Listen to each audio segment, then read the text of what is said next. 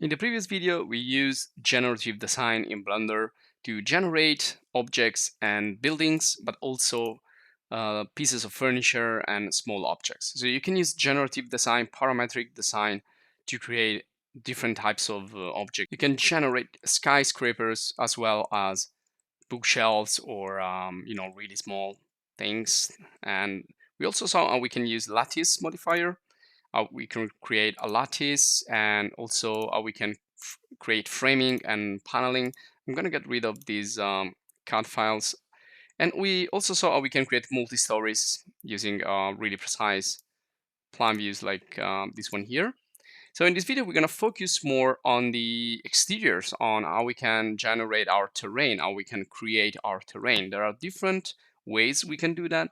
We can use the landscape generative object in Blender, and that's the first thing we're going to do.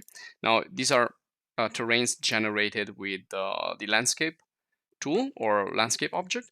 And the other way is to use height maps. So basically, we use an image to displace, to extrude where the wider parts are, and not extrude where the black parts are. But we're gonna see this later.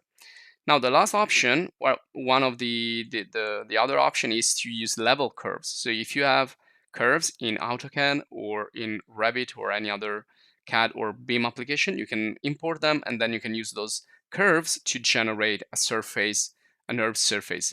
Now let's start with the first one, which is going to be also the easier. And we're going to try to build up something here, some scenario for the exterior. So by the way, we're going to also use scatter objects, and we're going to use proxies to distribute or scatter or create arrays of trees and rocks and vegetation, everything that's organic. Now be careful, because this is going to be heavy for your machine, so try not to exaggerate too much. You need to manage and control these tools, otherwise for the exteriors especially, things could get really heavy.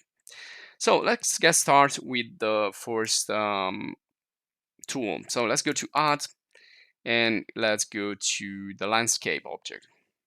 Now the landscape object is in the mesh because it's actually a mesh, but it's generated. There it is. Now if you don't see it, try to go here in the add-ons, look for the landscape. Now this should be already inside.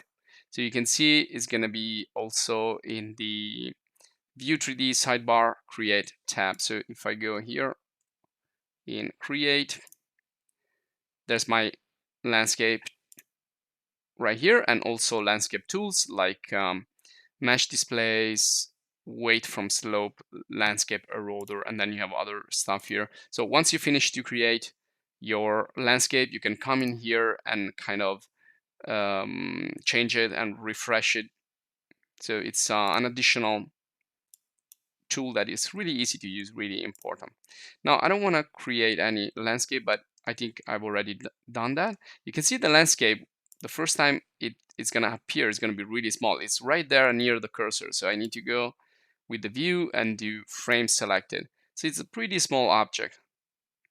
So I'm going to move the cursor away from here, or just I'm going to delete this actually. I'm going to delete the entire landscape here, and this is a tree with a proxy object. You can see it has been scattered right there, but we're gonna work with this later, so I'm just gonna delete also this one here. And this is a rock also that we can scatter around. So this is the first landscape. Now if we want to bigger, of course we can just click and drag with the scale, and we can make it real big. Now once it's created, then we can go to the tools right here. So let's say that I want to increase the size here. I can do it also here. So you can do mesh size 4 and subdivisions. Subdivisions are important for detail. So let's like double this up. These are all multiples of 2. So I'm going to do 256 times 256. I'm going to regenerate. So you can see it's a little bit bigger and a little bit more defined. And I can continue here to make changes. Now, landscapes essentially work on procedural noise. So you can change the type of noise and that's gonna, create something different.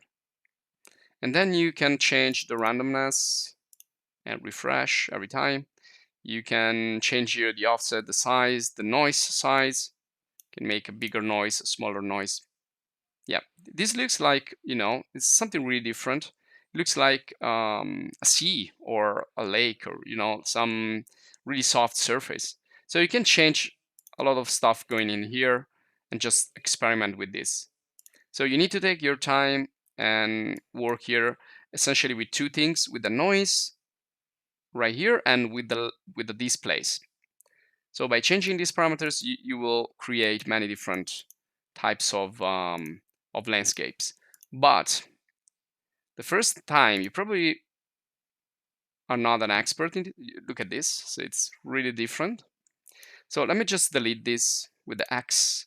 So the first time, what I suggest you can do is go to, so you can either click here to create a new landscape, or you can go to Object and go to, to Add, and go to the Mesh and go to the landscape. So you can find it here. Now, if we don't click anywhere, and we can just zoom in here, or you can do again, select frame, view frame selected, like this. Okay, so here you can change things before you actually go in the next step. I think this is better because here we have operator presets.